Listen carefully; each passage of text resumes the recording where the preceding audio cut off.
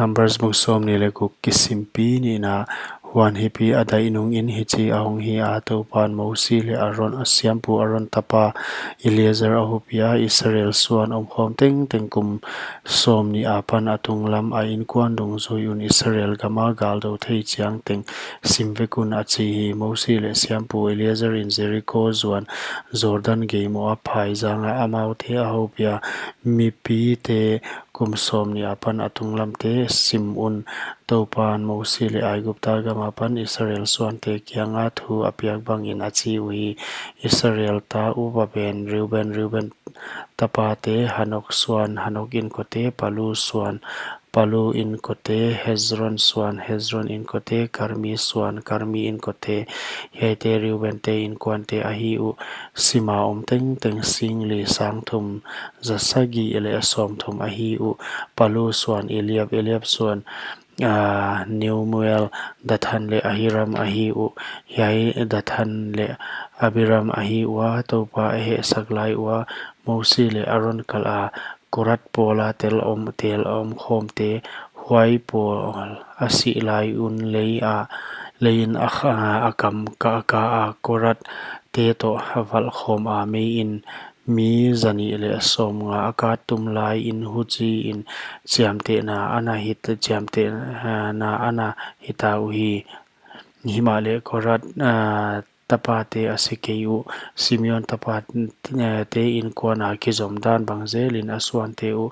Nemuel swan Nemuel in kote Jamin swan Jamin in kote Zakin swan Zakin in kote Jera swan Jera in kote Shaul swan Shaul in kote ahi u yaite Simeon swan te ahi wa sing ni sang ni le azani ahi u ain kwanu kizom dan bangzel a gat tapate Zaphon swan Zaphon in kote Hagi swan Hagi in kote le Shuni swan Shuni in kote Ozni swan Ozni in kote Eri swan Eri in kote Arot swan Arot in kote le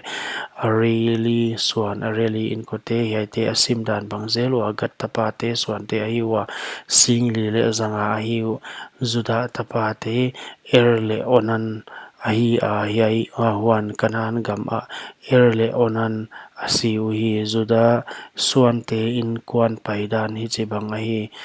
Shela swan Shela in kote le Perez swan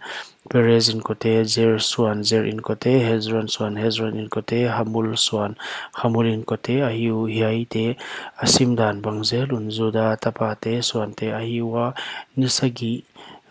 singsagi sanggukle zanga ahiu ain kwanu kizomdan bangzela Isakar swante Tola swan Tola in kote Pua swan Pua in kote Jesup swan Jesup in kote Simron swan Simron in kote ahiu yaite asimdan bangzel wa Isakar tapate swante ahiu wa singguk sangli le zathum ahi ain kwanu kizomdan bangzel Zebulun swante Sheret swan Sheret in kote Elon swan Elot in kote Jalil swan Jalil in kote ahiu yaite asimdan bangzel wa Zebulun te swante ahiu wa singguk le zanga ahiu ain kwanu kizomdan dongzui zelin Joseph swante Manasseh le Ephraim Manasseh swante Makir swan Makir in kote Makir in Gilead Gilead aswanga Gilead swan Gilead in kote ahiu yaite Gilead swante ahiwa Lezer swan Lezer in kote Helek swan Helek in kote Esrael swan Esrael in kote Shechem swan Shechem in kote Shemida swan Shemida in kote Hefer swan Hefer in kote ahiu Hefer tapa Zelophehat in tapa neilo in tanu te anaya Zelophehat tanu te min mala nawa hogla milka le tirzan ahiu yaite Manasseh swan te ahiu asim teng u singa sangni le zasagi ahi yaya in kwan u kizomdan dungzui zelin Ephraim swan te ahiwa Suthela swan Suthela in kote Beker swan Beker in kote Tahan swan Tahan in kote ahiu yaite Suthela swan te ahiwa Eran swan Eran in ko te a hi u hiai te a sim dan bang zel un Ephraim suan te in kuan a hi wa sing thum sang ni le zanga a hi hiai a in kuan u ke zom dan bang zel Joseph suan te a hi u a in kuan u ke zom dan bang zel a Benjamin suan te Bela suan Bela in ko te Asbel suan Asbel in ko te Ahiram suan Ahiram in ko te Suphan suan Suphan in ko te Hupham suan Hupham in ko te a hi u Bela suan te Arat le Naman a hi u Arat suan Arat in ko te Naman suan Naman in ko te a hi u hiai te a in kuan u ke zom dan bang zel in Benjamin suan te a hi u asim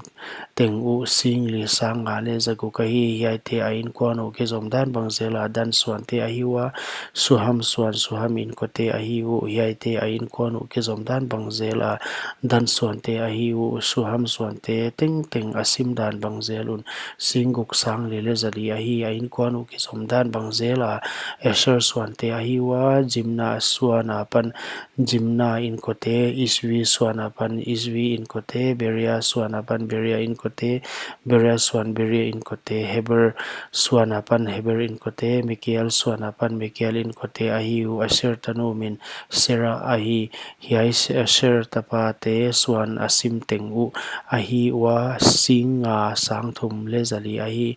a in kuan u ke zom dan bang zel a Naphtali suan te Jaazil suan a pan Jaazil in ko te Guni suan a pan Guni in ko te Jazir suan a pan Jazir in ko te Selim suan a pan Selim in ko te a hi u hiai te a in kuan u ke zom dan bang zel a Naphtali suan te a hi wa asim teng u sing li sang nga le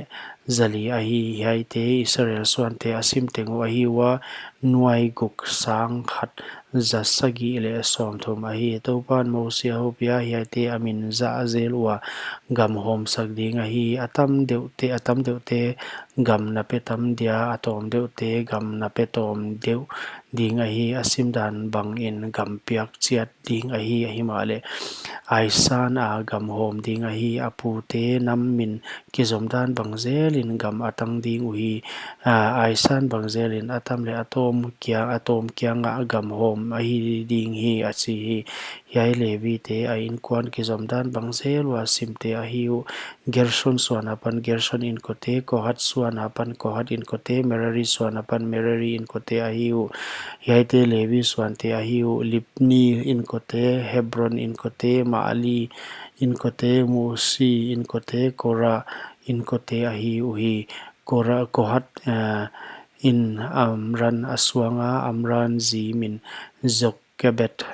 Levi tanu Aigupta gama Levi a pan piang a hi a aman Amran laka Aron le Mosi le Sangam nu Miriam aswang hi Aron in Nadab Abihu Eleazar le Ithamar aswang hi Nadab le Abihu in Topa zatlo chi mei kwang azat lai un asiu hi sim teng teng pasal khat chiang tunglam teng sing ni le sang thum a hi Israel mi te laka gam hom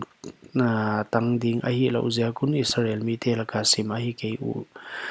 Jericho zone Jordan Gamo aphai zanga Israel suan te Mosi le Esiampu Eleazarin asimu hiai te a hi u hima le hiai te laka Sinai gamda ya Israel mi te Mosi le Siampu erin in asim te khat leng a om take hi topan gamda ya asinge nge ding u anachi hin tangala Zephune tapa Kelep le nan tapa Joshua lo ngal kwa ma dam a om ke u hi